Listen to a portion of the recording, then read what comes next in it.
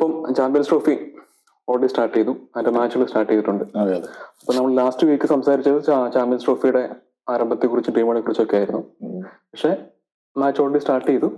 നമ്മൾ മാച്ച് ഇപ്പം ഏകദേശം രണ്ട് ഗ്രൂപ്പിന്റെയും ഏകദേശം തീരുമാനമായി. എ ഗ്രൂപ്പ്, ഇന്ത്യയുടെ ഗ്രൂപ്പിലെ കളി ഏകദേശമൊക്കെ ഒരു വഴിയാക്കി വെച്ചിട്ടുണ്ട്.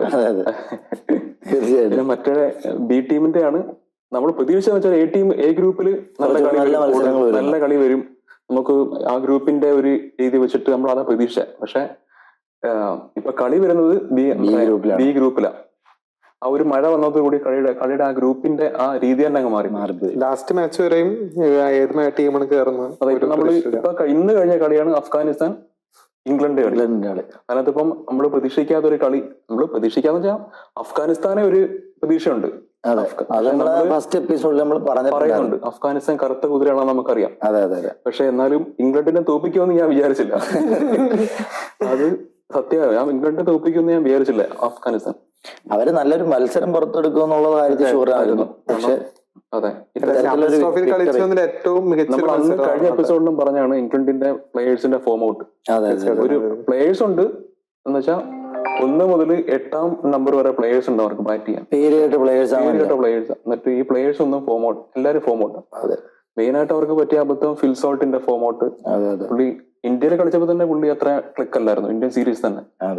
പിന്നെ അവരുടെ ബോളർമാരുടെ ഫോം ഔട്ട്, ബോളർമാരും പറയത്തക്കരായിട്ടുള്ള ഒരു പ്രകടനം സപ്പോർട്ട് ചെയ്യുന്ന പേസ് ബോളേഴ്സിനെ സപ്പോർട്ട് ചെയ്യുന്ന പിച്ചല്ല ഒന്നാമത്തെ കാര്യം.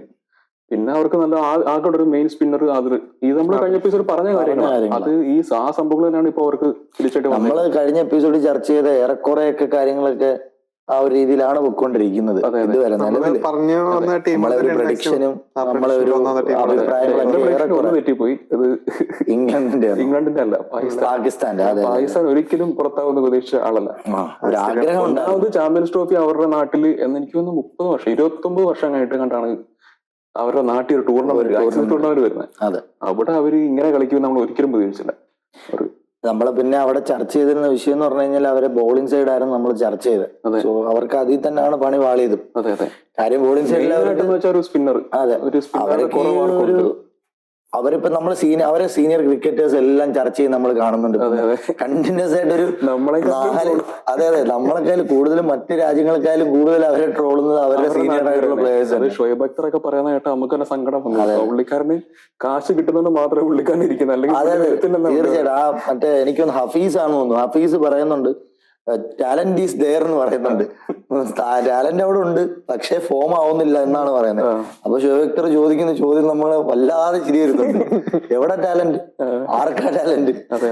ഒരു വല്ലാത്തൊരു കാര്യം. ഏതൊരു മറ്റു രാജ്യക്കാർ ചോദിക്കാൻ ആഗ്രഹിക്കുന്ന ഒരു ചോദ്യം, ചിലപ്പോ ഓരോ പാകിസ്ഥാനികളും ചോദിക്കാൻ ആഗ്രഹിക്കുന്ന ഒരു ചോദ്യമായിരിക്കും. പുള്ളി വളരെ ഫ്രാങ്ക് ആയിട്ട് ചോദിച്ചു, എവിടെ ടാലന്റ്?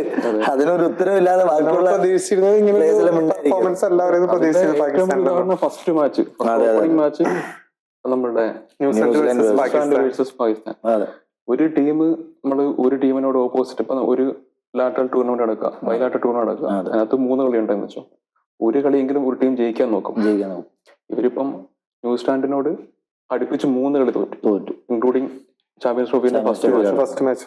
ഇവർക്ക് പറ്റിയ അബദ്ധം എന്ന് വെച്ചാൽ എന്താ, ഇവര് എനിക്ക് തോന്നുന്നു അവിടെ വേറെ മെയിൻ ടീം കളിക്കാൻ വരാത്തോണ്ടായിരിക്കും ന്യൂസിലാൻഡിനെ വിളിപ്പിച്ച് അവിടെ കളിപ്പിച്ച് കണ്ടിട്ട് ഏകദേശം 11 മാച്ചോളം പാകിസ്ഥാനെക്കാളും കൂടുതൽ അവർക്ക് അവിടെ എക്സ്പീരിയൻസ് ആയി. അതുപോലെ തന്നെ മനസ്സിലാക്കേണ്ട കാര്യം, നമ്മൾ ഈ ഇതേ കളിച്ച ന്യൂസിലൻഡ് ടീമിനെതിരെ തന്നെ ഇവര് കളിക്കുമ്പോൾ അതിലൊരു അഡ്വാൻറ്റേജ് ഇവരും എടുക്കേണ്ടതാണ്. കാര്യം ആ ടീമിനെ മനസ്സിലാക്കി എത്ര നാൾ കളിക്കുക. അപ്പൊ ഇവർക്കും അതിന്റെ ഒരു അഡ്വാൻറ്റേജ് ഇവർക്ക് കിട്ടേണ്ടതാണ്, ഇവരത് ഉൾക്കൊള്ളേണ്ടതാണ്. പക്ഷെ ഇത് ഇവർ എത്രത്തോളം പാകിസ്ഥാൻ 2 നല്ല ടൂർണമെന്റ് കളിച്ചായിരുന്നു, ഓസ്ട്രേലിയയിലും ഓസ്ട്രേലിയയിലും വെച്ചിട്ടാണ് ഞാൻ പറഞ്ഞത്. മറ്റേ പാകിസ്ഥാൻ എന്തായാലും ഇതിനകത്ത് കാണും. ഞാൻ പ്രഡിക്ട് ചെയ്തിരുന്ന 2 ടീമുകളും അവിടെ നിന്ന് വന്നു. ഇന്ത്യ വേഴ്സസ് ന്യൂസിലൻഡ് 2 വന്നു. അതെ, ന്യൂസിലൻഡിനെ സംബന്ധിച്ചിടത്തോളം ഒരു ബാലൻസ്ഡ് ടീമാണ്. ഇന്ത്യയെ പോലെ തന്നെ ഉള്ള സ്പിന്നേഴ്സിന്റെ ഫോം കളിച്ച് നല്ല സെറ്റ് ആയിട്ട് നിൽക്കുകയാണ് അവരെ. പിന്നെ പ്ലെയർ വരുന്നത് 7ാമതാണ്. പുള്ളി കളിച്ച കളിയിലെല്ലാം അത്യാവശ്യം നല്ല രീതിയിൽ സ്കോർ വേണ്ടിട്ടുണ്ട്. നല്ല സ്കോർ പുള്ളിക്കാരന്റെ പാകിസ്ഥാനെതിരെയുള്ള ഈ ട്രൈനേഷൻ ലീഗിലും ടൂർണമെന്റിലും ഈ ചാമ്പ്യൻസ് ലീഗിന്റെ ഫസ്റ്റ് മാച്ചിലും അവർ സ്കോർ കൊണ്ടുവന്ന മെയിൻ പ്ലെയർ ഫിലിപ്സ് ആണ്. ഷൈൻ ഷാഫിയുടെ എടുത്തിട്ട് അടിച്ചാടി എവിടൊക്കെയാ ബോൾ വന്ന് വീണത്. ഷെയ്ൻ ഷാഫിയുടെ ഒന്നും നല്ലൊരു ഇന്ത്യക്കെതിരെ കളിച്ചപ്പോ രോഗത്തിന്റെ ഒരു വിക്കറ്റ് വന്നെന്നുള്ള അല്ലാതെ അല്ല, ഇന്ത്യക്ക് ഒരാളുടെ കളിയില് മറ്റേ അവർക്ക് സന്തോഷിക്കാൻ കിട്ടിയ 3 സംഭവമുള്ളൂ. ഒന്ന് അറിയാണ്ട് വന്ന പുള്ളിയുടെ വന്നാ പോയി ഓർക്കർ പോകും, ഒന്നും ചെയ്യാൻ പറ്റത്തില്ല. അത് അമ്മാതിരി അതുപോലെ ബൗൾഡാക്കിയ പോകും. പിന്നെ ലാസ്റ്റ് മറ്റേ ആരായിരുന്നു നമ്മുടെ ഈ പറഞ്ഞ ക്യാച്ച് എടുത്തുള്ള നമ്മുടെ ഈ 3 സംഭവമേ ഉള്ളൂ. അതിനകത്ത് അവർക്ക് എന്തെങ്കിലും ഒന്ന് ആഘോഷിക്കാൻ. ഈ മാമുൽ ഹക്കിന്റെ ക്യാച്ച് എടുക്കുന്നതിന് മുന്നേ അവരൊരു 5-6 ക്യാച്ചോളം ഡ്രോപ്പ് ചെയ്തു. അതെ അതെ, അത് നിർണായകമാണ്. വേറൊരു കാര്യമുണ്ട്, നമ്മൾ അങ്ങോട്ടും കൊടുത്തു. നമ്മൾ ആദ്യമൊക്കെ നമ്മളുടെ ഇന്ത്യയുടെ ബോളിംഗ് ഞാൻ വെച്ച് ഇവർ എന്തേ ബോൾ ചെയ്യുന്നു, എത്ര വൈഡ് അവരെടുത്ത 241 റൺസിൽ 17 എക്സ്ട്രാ. ആക്ച്വലി അവർക്ക് നല്ലൊരു സ്റ്റാർട്ട് ഉണ്ടായിരുന്നു. ആദ്യത്തെ ഒരു 2-3-4 ഓവറൊക്കെ നല്ലൊരു സ്റ്റാർട്ട് ഒന്ന് ടച്ചായി വന്നായിരുന്നു. അപ്പോഴാണ് ഹാർദിക്ക് വന്ന് അവർക്ക് വിക്കറ്റ് എടുക്കുന്നത്, കളി അവിടെ നിന്ന് മാറുന്നത്. ബാബർ ടച്ചിലായിരുന്നെങ്കിൽ തന്നെ എനിക്ക് തോന്നുന്നു പുള്ളിക്കാരൻ കളിക്കുമെന്ന് വിചാരിച്ച സംഭവം. അതിന് മുന്നത്തെ മാച്ച് നമ്മൾ നോക്കുകയാണെങ്കിൽ ബാബറിനെ എല്ലാവരും കമന്റേറ്റേഴ്സ് അടക്കം, അതായത് വക്കാർ യൂനിസ് ആയിരുന്നു കമന്ററിയിൽ ഇരുന്നത്. വക്കാർ യൂനിസ് ആണ് അവരുടെ എക്കാലവും പാകിസ്ഥാൻ കണ്ട ഏറ്റവും മികച്ചൊരു ബോളറാണ്. അതെ, ന്യൂസിലാൻഡിന്റെ കളിയിൽ ബാബർ അസം അത്രയും ഡോട്ട് ബോൾ കളിച്ചു അവരെ ഭയങ്കരമായിട്ട് ഒരു വല്ലാത്തൊരു രീതിയിൽ. കാര്യം ഇനിയെങ്കിലും ഒരു ഇന്റൻഷൻ കാണിക്കണം, അല്ലെങ്കിൽ അറ്റാക്ക് ചെയ്യുന്ന ഒരു ഇന്റൻഷൻ കാണിച്ചാലേ ബോളേഴ്സിന്റെ ഒരു ചേഞ്ച് വരുത്തുള്ളൂ എന്ന് പറയുന്നത്. ബാബർ അസം അത് അവിടെ ക്ലിയർ ആക്കിയപ്പോൾ ഇപ്പുറത്ത് വേറെ ക്യാപ്റ്റൻ അതിനോട് അതേപോലെ കഴിഞ്ഞ കളി ബാബർ എങ്ങനെ കളിച്ചോ അതേപോലെ അതിനെക്കാട്ടിലും പിന്നെ ഒരു വല്ലാത്തൊരു എനിക്ക് പകുതി റണ്ണോളൊക്കെ കളിച്ചിട്ടുണ്ടായിരുന്നു എന്നുള്ളൂ. ഇത്ര കുറെ ബോള് ആ പുള്ളി 46 ബോള് ഡോട്ടാക്കി 50 ബോളിക്കുള്ളിൽ പാകിസ്ഥാൻ കളിയിൽ ഡോട്ട് 46 50 ബോളിന് മുകളിൽ ഡോട്ടാക്കിയിട്ടുണ്ടല്ലോ. അത് ആക്ച്വലി അത്രയും നല്ല ഒരു പാർട്ണർഷിപ്പ് മിഡിൽ വന്ന ഒരു ടീം എങ്ങനെ പോലും 300 മേറെ സ്കോർ ഉറപ്പായിട്ടും. അവർക്ക് ആദ്യമായിട്ട് വിക്കറ്റ് പോയി. പക്ഷെ മറ്റേ ഏതായിരുന്നു നമ്മുടെ ആ ലെഫ്റ്റ് ഹാൻഡറും റൺഔട്ടൊക്കെ അനാവശ്യമായിട്ടുള്ള റൺഔട്ട് അതൊക്കെ അവൻ ചുമ്മാ കിട്ടി. നമ്മള് പോലും ഓടത്തില്ല. നമ്മള് അത്യാവശ്യം ചുമ്മാ അത് ബാറ്റിലും മിഡിൽ ചെയ്ത ബോള് ഡയറക്റ്റ് ഫീൽഡറെ കയ്യിലോട്ട് പോകുന്നു, ഇറങ്ങി ഓടുന്നു. കിട്ടിയത് എറിഞ്ഞു അക്സർ പട്ടേൽ. അക്സർ പട്ടേലൊക്കെ നല്ല ഫീൽഡറാവും. ഈ കളിയിൽ തന്നെ 2 ത്രോയാ പുള്ളി ഡയറക്റ്റ് ഇതാക്കിയെന്ന് തോന്നുന്നു. ഒന്നും ഡയറക്റ്റ് കൊടുത്തു, ഒന്നും അല്ലാതെ കൊടുത്തു തോന്നുന്നില്ല. രണ്ടും ഡയറക്റ്റ് ആയിരുന്നു. എനിക്ക് തോന്നുന്നു പുള്ളി ഗതി കെട്ട് നിൽക്കാൻ വേണ്ടി ഇറങ്ങി ഓടിയല്ലായിരിക്കും. അവർക്ക് ഈ ഫഖർ സമാന്റെ ഒരു ഇഞ്ചുറി വന്നത് ഒരു പ്രശ്നമായിട്ടുണ്ട്. ഫഖർ സമാന്റെ ഇഞ്ചുറി പ്രശ്നമാണ്. ഫഖർ സമാൻ കളിക്കാൻ പറ്റിയിട്ടില്ല പുള്ളി. എത്ര 3ാമത്തെ കൊല്ലം കണ്ട 4 സേവ് ചെയ്യുന്നയാ. അതെ ഇഞ്ചുറി പറ്റി കയറി. ഫഖർ അവരെ ഫസ്റ്റ് മാച്ചിലോ പാകിസ്ഥാൻ ബാറ്റ് ചെയ്തു, പക്ഷെ പാകിസ്ഥാൻ ഫസ്റ്റ് ബോൾ ചെയ്യുമായിരുന്നല്ലോ. അതെ അതെ, ഫസ്റ്റ് ബോൾ ചെയ്തപ്പോൾ ഇഞ്ചുറി ബൗണ്ടറി സേവ് ചെയ്യുമ്പോൾ പുള്ളിക്ക് ഇഞ്ചുറി പറ്റി അങ്ങ് കയറിപ്പോയതാ. അതുപോലെ അവർക്ക് ഫഖർ സമാൻ അവരെ ഒരു മെയിൻ സ്ട്രീം ബാറ്റ്സ്മാൻ ആണ്. പുള്ളി ഇല്ലാത്തതിന്റെ ഒരു പോരായ്മ അവർക്ക് പറ്റിയത് അവർക്കൊരു മെയിൻ ഒരു സംഭവമാണ്. എന്നെങ്കിൽ തന്നെ പുള്ളിക്ക് ഇഞ്ചുറി പറ്റെങ്കിൽ തന്നെയും അവർക്കൊരു മെയിൻ ആയിട്ടൊരു ആ മാച്ചിൽ മിസ്റ്റേക്ക് പറ്റുമെന്ന് ഫഖർ സമാനെ കൊണ്ട് തന്നെ ഓപ്പൺ ചെയ്യിക്കണമായിരുന്നു. അവർ പെട്ടെന്ന് ഈ സൗത്ത് ഷക്കീലിനെ ഇപ്പൊ ഒരു പ്ലെയറെ കൊണ്ട് ഓപ്പൺ ചെയ്യിക്കാൻ നിൽക്കാണ്ട് 320 റൺ ചേസ് ചെയ്യുന്ന അവരുടെ രീതി തന്നെ വളരെ പരിതാപകരമായിരുന്നു തുടക്കം തന്നെ. ഏകദേശം 10 ഓവർ കഴിഞ്ഞപ്പോഴത്തേനും അവരെ 10 ഓവർ അവരെ മുന്നോട്ട് പോയപ്പോ പവർ പ്ലേയിൽ കഴിഞ്ഞപ്പോ 22 റൺ അവർ സ്കോർ ചെയ്തത്. 320 റൺ ചേസ് ചെയ്യുന്ന ഒരു ടീം ആ 10 ഓവറിൽ എടുത്ത റണ്ണ് വെറും 22 റണ്ണ്, 2.2 റൺ റേറ്റ് ആണ് അവരുടെ സ്കോർ. അതും അവരെ മെയിൻ വിക്കറ്റ് 2 പോവുകയും ചെയ്തു. നേരെ മറിച്ച് മറ്റേ ഈ ബാബർ അസാമിന്റെ കൂടെ ഓപ്പണിംഗ് വരുന്നത് ഫഖർ സമാൻ ആയിരുന്നുണ്ടെങ്കിൽ ചിലപ്പോൾ ഓടാൻ പറ്റത്തില്ല. പറ്റിയ പ്ലെയറാ. നമുക്ക് തന്നെ പല കളി ഓർമ്മയുണ്ട്. രോഹിത് ശർമ്മയ്ക്ക് പണ്ട് മറ്റേ ഇഞ്ചുറി പറ്റിയത് ഇന്ത്യ എന്താ ചെയ്തത്, പുള്ളിക്കാരനെ ഇറക്കി വിട്ടു, അടിച്ചോളാൻ പറഞ്ഞു. അതെ അതെ അതെ. പിന്നെ അതുപോലെ നമ്മള് ഉദാഹരണമായിട്ട് എടുക്കുന്ന മാക്സ്വെല്ലിന്റെ കളി. മാക്സ്വെൽ അന്ന് അഫ്ഗാനെതിരെ കളിച്ചത് നമ്മള് കണ്ടത്. ഒറ്റക്കാലിലൊക്കെ ഇന്ന് പുള്ളി കളിച്ചു. അത് 6ഉം 4ഉം മാത്രം അടിച്ച് കളി ചെയ്യിപ്പിച്ചു. ഇതിപ്പം ഇത്രയും വലിയൊരു സ്കോർ, ഒരു ഭേദപ്പെട്ട സ്കോർ എന്നല്ല, ആ ഗ്രൗണ്ടിനെ സംബന്ധിച്ചിടത്തോളം അതൊരു വലിയ സ്കോറാണ്. വലിയ സ്കോർ ആ ഗ്രൗണ്ടില്. അപ്പൊ അങ്ങനെ ഒരു സ്കോർ ചേസ് ചെയ്യുമ്പോഴത്തേക്കും എക്സ്പീരിയൻസ്ഡ് ആയിട്ടുള്ള ഫഖർ സമാനെ പോലെ ഒരു പ്ലെയർ ഓപ്പണിംഗ് തന്നെ വിട്ടുകൊണ്ട് അവർക്ക് കളിപ്പിക്കായിരുന്നു. അവരുടെ ഏറ്റവും നല്ല ഓപ്ഷൻ അതാ. അതെ, ഫഖർ സമാൻ ഓൾറെഡി ഇഞ്ചുറിയാണ്, ഓടാൻ പറ്റത്തില്ല എന്ന് അവർക്കറിയാം. എന്തായാലും പുള്ളി ഫ്രീ വിക്കറ്റാ, ഇറങ്ങി വിട്ടു അടിച്ചോളാൻ പറഞ്ഞാൽ മതിയായിരുന്നു. ഇത് സത്യത്തിൽ അവസാനം കണ്ടോണ്ടിരിക്കുന്ന നമുക്കടക്കം അവസ്ഥ കണ്ടിട്ട് വിഷമം തോന്നിപ്പോവുക. കാര്യം കണ്ടിന്യൂസ് ആയിട്ട് അവരുടെ ഹോം ഗ്രൗണ്ടിൽ നടത്തുന്ന കളികൾ തോക്കുക, പിന്നീട് ഇന്ത്യക്കെതിരെ ഇന്ത്യയായിട്ടുള്ള കളി എപ്പോഴും നമ്മൾ ഈ ഫുട്ബോളിൽ എൽ ക്ലാസിക്കോ എന്നൊക്കെ പറയുന്ന പോലെ ക്രിക്കറ്റിൽ നമ്മള് മുംബൈ ചെന്നൈ പറയുന്ന പോലെ തന്നെ അതേപോലൊരു കളിയായിരുന്നു. ഇന്ത്യ പാകിസ്ഥാൻ എന്ന് പറഞ്ഞാൽ എല്ലാവരും നമുക്ക് പറയാൻ പറ്റും തോന്നുന്നില്ല. ഇപ്പോഴെന്നല്ല, ഈ റീസെന്റ് കളിച്ച മെയിൻ കളികളിലൊക്കെ ഒരു അന്നെങ്ങാണ്ട് ഏതാ ചാമ്പ്യൻസ് ട്രോഫിയിൽ ഇന്ത്യ തോപ്പിച്ചാണ്. പിന്നെ അവിടെ തൊട്ട് ഇന്ത്യക്ക് ഏത് കളിച്ചിട്ടുണ്ടോ അവിടെ എല്ലാം ഇന്ത്യ ആധികാരികമായി ജയിച്ചു. ഒരു വല്ലാത്തൊരു എന്നുവെച്ചാൽ ഭയങ്കര ആധികാരികമായിട്ടാണ് ജയിക്കുന്നത്. അവർക്ക് ഒരു ചാൻസ് കൊടുക്കാത്ത രീതിയിലാണ് ജയിക്കുന്നത്. എന്നാ ഒരു ഫൈറ്റ് പോലും ഇന്ത്യ വേഴ്സസ് മറ്റേ ഫൈനലി വന്നപ്പോ ഒരു മാച്ച് വന്നിരുന്നു. അതിന്റെ ഇടയിൽ സെമി ഫൈനലല്ല വന്നത്, പാകിസ്ഥാൻ വേഴ്സസ് ഇന്ത്യയില് വരെ വിരാട് കോഹ്ലി. അത് മാത്രം ഒരു ഫൈറ്റ് വന്ന മത്സരം എന്ന് പറയുന്നത് കഴിഞ്ഞ വേൾഡ് കപ്പിലാണോ? ഏതാ വേൾഡ് കപ്പിലായിരുന്നു. വന്നിട്ടുണ്ട്. വിരാട് കോഹ്ലി സ്ട്രൈറ്റ് ഒരു 6 ഒക്കെ അടിച്ച് കളിയിപ്പിച്ചു. ആ കളിയില്ല 2020 ആണോ? അതെ അതെ. ആ 2020 കഴിഞ്ഞ വേൾഡ് കപ്പ് 2020 T20 വേൾഡ് കപ്പും 2020 കളി നല്ലായിരുന്നു. പക്ഷെ ആ കളി നമ്മൾ അവര് ജയിക്കുമെന്ന് വിചാരിച്ച കളിയാണ്. ഈ കോഹ്ലി എല്ലാ മാച്ചും ഒരു അതല്ല, നമ്മൾ കഴിഞ്ഞ വേൾഡ് കപ്പില് ഇന്ത്യ ജയിച്ച ചാമ്പ്യന്മാരെ കളി ഉണ്ടല്ലോ, ഇന്ത്യ 119 കണ്ട് എടുത്തിട്ട് അവര് ചേസ് ചെയ്യാൻ പോയിട്ട് ബുംറ എറിഞ്ഞു പിടിച്ചു. അതൊക്കെ റീസെന്റ് ആയിട്ട് നമ്മൾ കളി നമുക്ക് ത്രില്ലുണ്ട് കണ്ടോണ്ടിരിക്കും. നമ്മൾ കാലഘട്ടം എടുത്തു അല്ലെങ്കിൽ ഇപ്പൊ നമ്മളിപ്പോ ഒരു പ്രീവിയസ് ആയിട്ടുള്ള ടീം എടുത്ത് നോക്കി കഴിഞ്ഞാൽ ഇന്ത്യക്ക് നമുക്ക് ഒരുപാട് പ്ലേയേഴ്സിനുണ്ട്, പ്ലേയേഴ്സിന്റെ ഓപ്ഷൻസ് ഒരുപാടുണ്ട് ഇന്ത്യ. പക്ഷെ ഇന്ത്യ കുറച്ചുകൂടെ ഒരു ഓർഗനൈസ്ഡ് ആണെന്ന് തോന്നുന്നു. അതായത് ഈ ICC അല്ല ഈ BCCI എന്ന് പറയുന്നത് കുറച്ചും കൂടെ ഓർഗനൈസ്ഡ് ആണ്. എനിക്ക് തോന്നുന്നു നമുക്ക് അവരുടെ ഓരോ പ്ലേയേഴ്സിനെതിരെയും ഒരു പ്ലാൻ ഉണ്ട്. അതെ, പാകിസ്ഥാന്റെ ഓരോ പ്ലെയറിനെ എങ്ങനെ കൂട്ടണം, അവർക്കെതിരെ എന്താ അവരുടെ അവരെങ്ങനെ വീക്ക് പോയിന്റ് ഏതാന്നുള്ള സംഭവം നമ്മൾ നോക്കിയിട്ടാണ് നമ്മൾ പ്ലാൻ ചെയ്ത് കളിച്ചത്. ഇവരെ സംബന്ധിച്ച് അങ്ങനെ പ്ലാൻ ഉണ്ടായിട്ട് നമുക്ക് തോന്നിയില്ല. അവര് കളി പകുതിയായപ്പോഴേ വിട്ടു. ക്യാപ്റ്റനെ കീപ്പ് ചെയ്യുന്ന ഒരു രീതി കാണുമ്പോഴേ കളി പോയി. പുള്ളി ഒരുമാതിരി ഉറങ്ങി നിന്ന് ഒരുമാതിരി പുള്ളിക്കാരനെ കാണുമ്പോൾ ഒരുമാതിരി താല്പര്യമില്ലാത്ത രീതിയിൽ പുള്ളി നിൽക്കുന്നുണ്ടാക്കാം. അറ്റ്ലീസ്റ്റ് ഒരു ബോർഡറെ കടി കൊള്ളുക. ഒരു ക്യാപ്റ്റൻ എന്താ ചെയ്യാ? അത് ഞാൻ പറഞ്ഞതെന്ന് വെച്ചാൽ റിസ്വാൻ അവസാനം പ്രസ് മീറ്റില് ഈ കളിക്ക് ശേഷം സംസാരിച്ച് കേട്ടായിരുന്നു. അതിനകത്ത് സംസാരിക്കുന്നതാണ് കളി തോറ്റു, എല്ലാം ദൈവത്തിന്റെ കയ്യിലാ.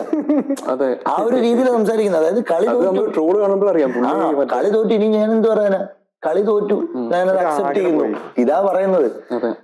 അവരെ സംബന്ധിച്ചിടത്തോളം ഈ ഒരു ടീമായിട്ട് പോയി കഴിഞ്ഞാൽ അവർക്ക് ഒരു ടീമിനെതിരെയും മര്യാദക്ക് ജയിക്കാൻ പറ്റുന്ന എനിക്ക് തോന്നി അവർക്ക് നല്ലൊരു സ്പിന്നറില്ലേ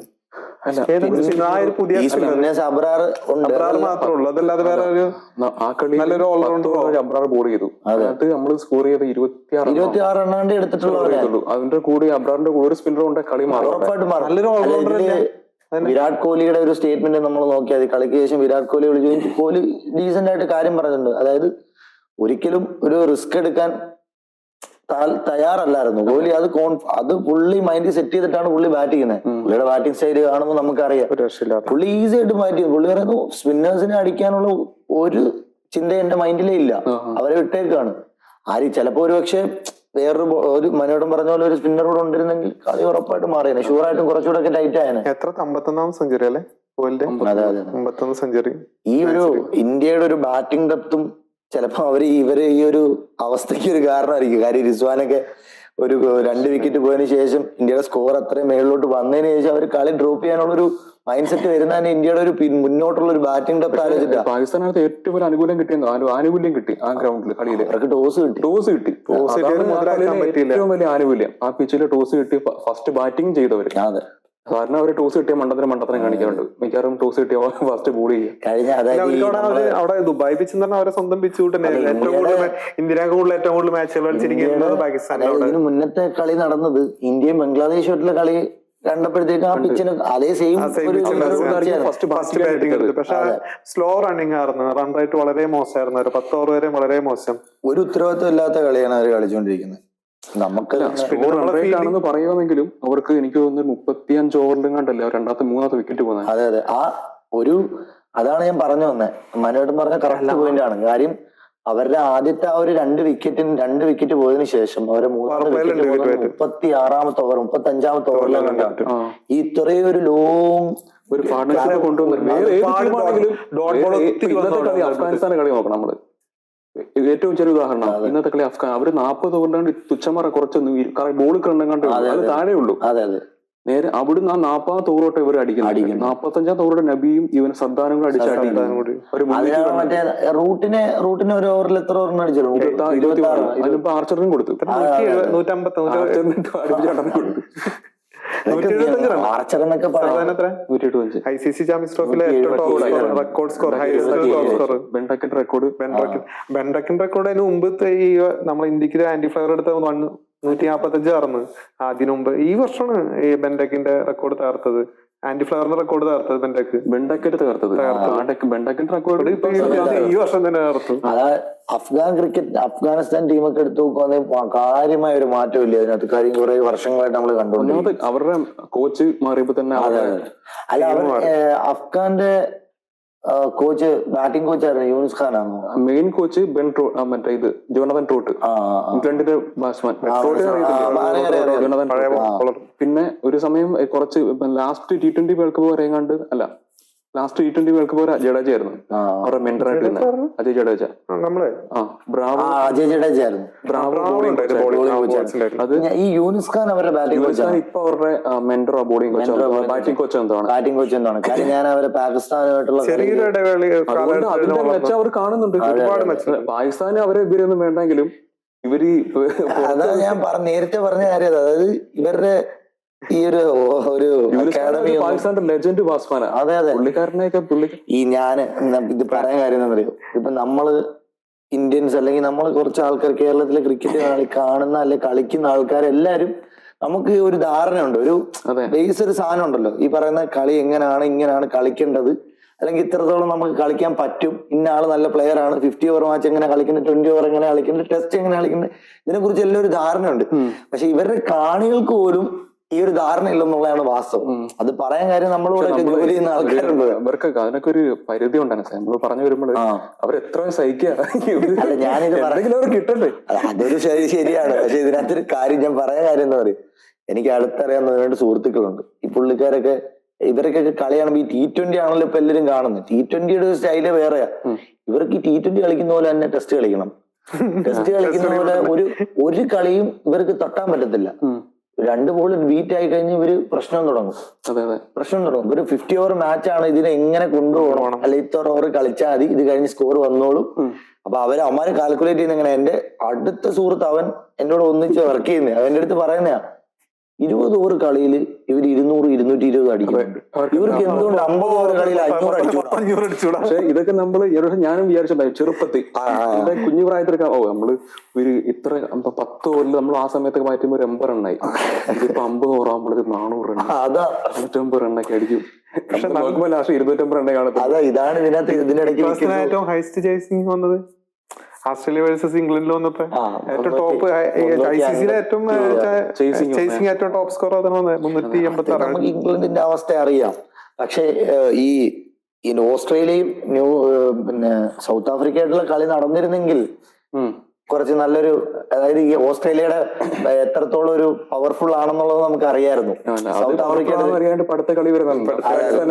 അഫ്ഗാനിസ്ഥാനായിട്ട് കുറച്ച് നല്ല സൗത്ത് ആഫ്രിക്കയായിട്ട് കളിച്ചിരുന്നെങ്കിൽ നമുക്ക് കുറച്ചുകൂടെ ഒന്ന് വിസിബിൾ ആയേനെ. തോക്കാനേ സാധ്യത ഓസ്ട്രേലിയ കളിച്ചിരുന്നെങ്കിൽ അവർ തോക്കാനേ ചാൻസ് ഉള്ളൂ. അല്ല, അടുത്ത അഫ്ഗാനിസ്ഥാൻ വേഴ്സസ് ഓസ്ട്രേലിയ മാച്ച് വരുമ്പോ ജയിക്കുന്ന ടീം കയറും, തോൽക്കുന്ന ടീം ഔട്ട്.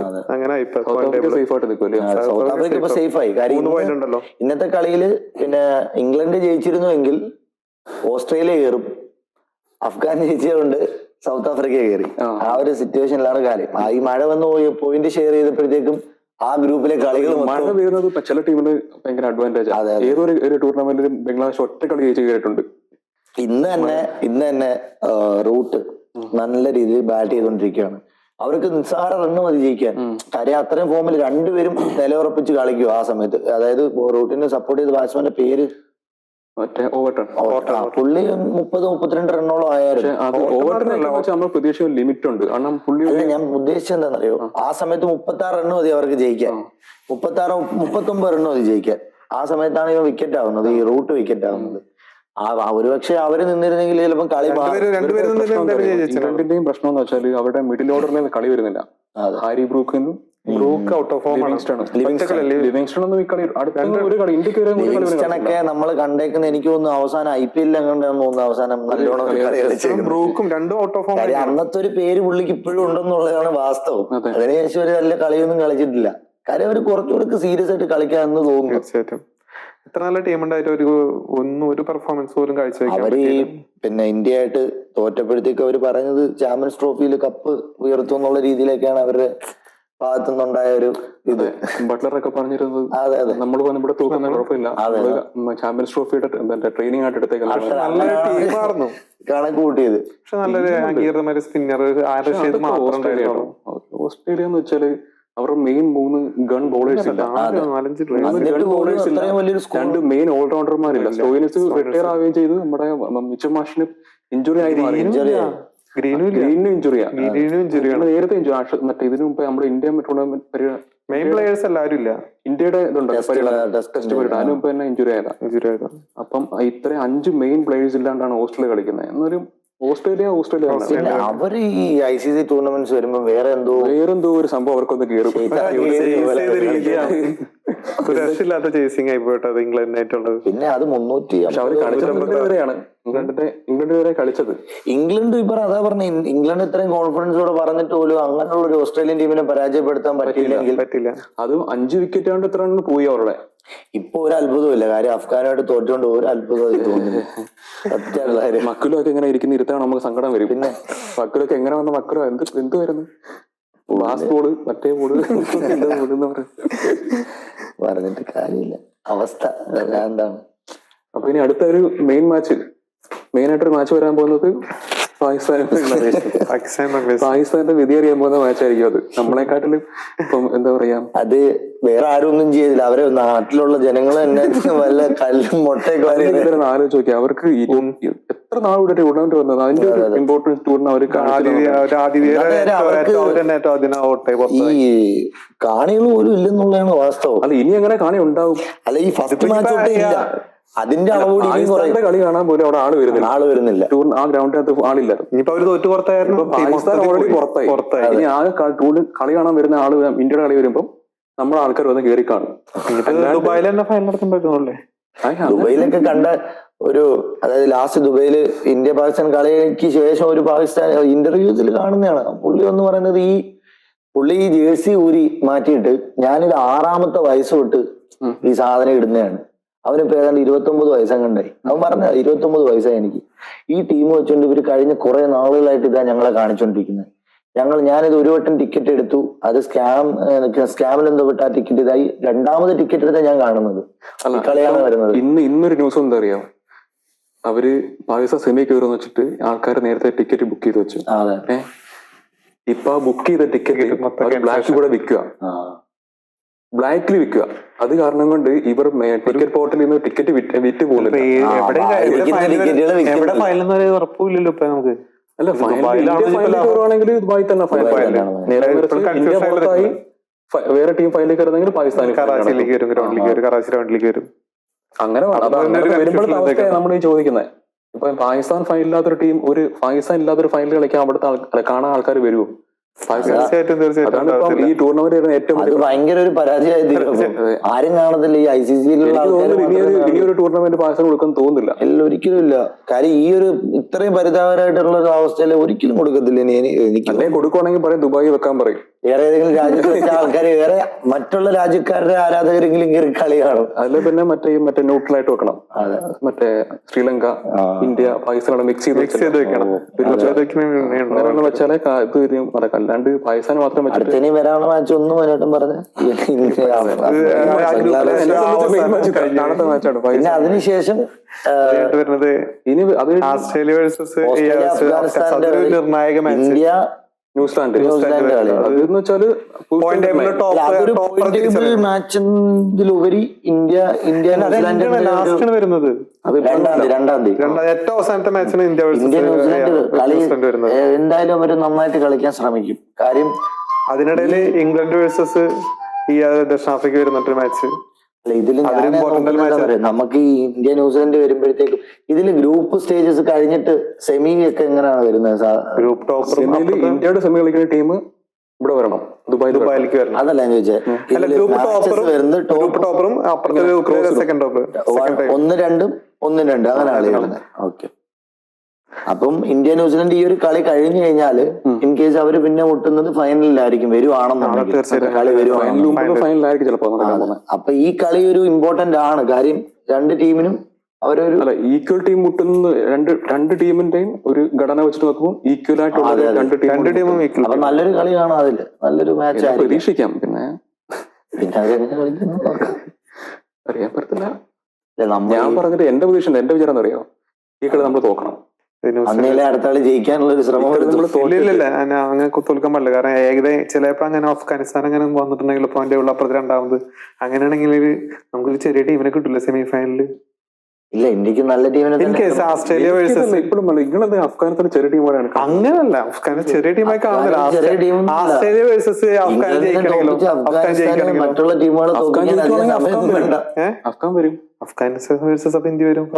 പോയിന്റ് ഉള്ള അപ്പുറത്ത് ടോപ്പ് ഇന്ത്യ വരികയാണെങ്കിൽ അതെല്ലാം നമുക്ക് ഒന്നുകൂടെ നല്ല. ഓസ്ട്രേലിയനൊക്കെ നല്ലത് ഇപ്പോൾ അഫ്ഗാനിസ്ഥാനാണല്ലോ. അല്ല, അവർക്ക് മറ്റേ വേറൊരു കാര്യമുണ്ടെങ്കിൽ അവർക്ക് ഇന്ത്യയും തോൽപ്പിക്കും. ഇംഗ്ലണ്ടിനെ അവർ ഇതിനു മുമ്പ് തോൽപ്പിച്ചിട്ടുണ്ട്. ആദ്യമായിട്ടല്ല മറിക്കണത്. 20 വേൾഡ് കപ്പ് തോൽപ്പിച്ചു, 50 ഓവർ വേൾഡ് കപ്പ് തോൽപ്പിച്ചു. ഓസ്ട്രേലിയ കയറിയെന്ന് പറയാൻ പറ്റട്ടെ. ഓസ്ട്രേലിയ കയറിയിട്ടില്ല. ഓസ്ട്രേലിയ അഫ്ഗാനിസ്ഥാൻ ഇതിൽ ഏതെങ്കിലും ഒരു ടീം കയറുള്ളൂ. ഈ ഒരു മാച്ച് മാത്രം നിർണായക മാച്ച്, അഫ്ഗാനിസ്ഥാൻ വേഴ്സസ് ഓസ്ട്രേലിയ. അത് ടീം ആര് കയറുമെന്നുള്ളത് തീരുമാനിക്കുന്ന, ആ ഗ്രൂപ്പിൽ നിന്ന് ആര് കയറുമെന്ന് തീരുമാനിക്കുന്ന മാച്ചാണ് ഒരു നിർണായക മാച്ച് എന്ന് പറയുന്നത്. പിന്നെ വരുന്നതൊക്കെ പോയിന്റ് ടേബിളിലെ ടോപ്പറിനെ തീരുമാനിക്കുന്നതാണ്. അതെ, രണ്ട് മാച്ച് ഒന്നുമല്ല, പോയിന്റ് ടേബിളിൽ ഏറ്റവും അവസാനം ആൾക്കാർ ആൾക്കാർ ഉറ്റുനോക്കിയിരിക്കുന്നു. ഒരു കളിയെങ്കിലും ഒരു കളി ജയിക്കണേ. ഇംഗ്ലണ്ടിന്റെ സ്ഥിതി വ്യത്യസ്തമല്ലല്ലോ, ഇംഗ്ലണ്ടിന് സെയിം അല്ല. ഇംഗ്ലണ്ടിന് പിന്നെയും ആതിഥേയരല്ലല്ലോ, അതുകൊണ്ട് വലിയ പ്രശ്നമില്ല. പക്ഷെ ഇതില് അല്ല എന്നുണ്ടെങ്കിലും അവരിന്നൊക്കെ പ്രതീക്ഷിക്കുന്ന ഒരു കളിയുണ്ട് ഇംഗ്ലണ്ടിന്നൊക്കെ. ഇംഗ്ലണ്ട് അതായത് ഇപ്പൊ ഈ കളി അഫ്ഗാനിസ്ഥാന്റെ ബംഗ്ലാദേശിന്റെ വന്നാൽ നമുക്ക് പ്രശ്നമില്ല. അതെ, 356 അടിച്ചപ്പോ അത്രയും തിരിച്ചടിക്കുന്ന പ്രതീക്ഷിച്ചിരുന്നില്ല. ഓക്കെ, ഇനി എന്തായാലും നമുക്ക് ബാക്കിയുള്ളത് മത്സരങ്ങളിലൂടെ കണ്ടറിയാം. അതെ, അപ്പൊ ഇനിയുള്ള കളികൾ മാച്ചസ് അടുത്ത വരുന്ന മാച്ചസ് കണ്ട് നമുക്ക് കളികൾ കണ്ടറിയാം. ഇനിയുള്ള മുന്നോട്ടുള്ള കാര്യങ്ങൾ എങ്ങനെയാണ്. സെമിഫൈനലിലേക്കുള്ള 3 ടീം കൺഫേം ആയിട്ടുണ്ട്. ന്യൂസിലൻഡ്, ന്യൂസിലൻഡും ഇന്ത്യയും, പിന്നെ സൗത്ത് ആഫ്രിക്ക കൺഫേം ആയി. ഇനി ഓസ്ട്രേലിയ വേഴ്സസ് അഫ്ഗാനിസ്ഥാനിൽ നിന്ന് ഏതെങ്കിലും ഒരു ടീം നമുക്ക് പറയാൻ പറ്റുന്ന രീതിയിലല്ല. കാര്യം ഇപ്പോഴത്തെ നിലവിൽ അഫ്ഗാന്റെ കളി കണ്ടപ്പോൾ നമുക്ക് പറയാൻ പറ്റത്തില്ല. അല്ലെങ്കിൽ നമ്മൾ ഏകദേശമായിട്ട് ഓസ്ട്രേലിയയുടെ പേര് പറയാറുണ്ട്. എന്തായാലും നമ്മള് ഫൈനലിലേക്ക് ഇന്ത്യ വേഴ്സസ് ന്യൂസിലൻഡ് ഓർ ദക്ഷിണാഫ്രിക്ക, India versus south Africa. South ആഫ്രിക്കയുടെ ടീമും അതെ നല്ല ടീം. ഏതെങ്കിലും 2 ടീമുകൾ ലാസ്റ്റ് കളി ക്ലാസ്സിലൊന്നും കളിച്ചിട്ടില്ല എനിക്ക് തോന്നുന്നു. കളിക്കേണ്ട അവരങ്ങനെ കളിച്ചു. അതെ. എന്തായാലും വരുന്ന കളികൾ നമുക്ക് കണ്ടിട്ട് അതിനെ കുറിച്ച് കൂടുതലായിട്ട് വിലയിരുത്താം. അഭിപ്രായങ്ങൾ പലർക്കും പലതായിരിക്കാം. നിങ്ങളുടെ അഭിപ്രായങ്ങൾ അവരെ കമന്റ് ബോക്സിൽ രേഖപ്പെടുത്തട്ടെ. ഓക്കെ, അപ്പൊ അടുത്തൊരു എപ്പിസോഡിൽ കാണുന്നവരെ എല്ലാവർക്കും ബൈ. Thank you. ബൈ.